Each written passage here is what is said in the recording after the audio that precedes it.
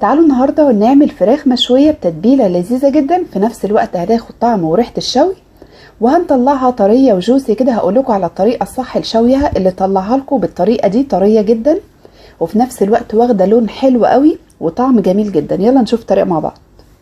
اول حاجة بعد ما غسلتها بالدقيق والليمون والطحينة والجنزبيل وغسلتها كويس جدا، هبدأ ان انا اعمل لها محلول النقع. ده كنت منزله لكم قبل كده في فيديو، اللي هو كان عبارة عن مية ساقعة وشرايح ليمون، ولو عندكم شرايح برتقان بنحطه فيه، ورق لورا، حبهان، قرنفل، فلفل اسود حب، اي منكهات عندكم بتحطوها مع كوباية سكر وكوباية ملح. بتدوبوا الحاجات دي كلها مع بعضها والمية تكون ساقعة من التلاجة او فيها مكعبات تلج كده، ونحط الفراخ فيها بعد غسلها.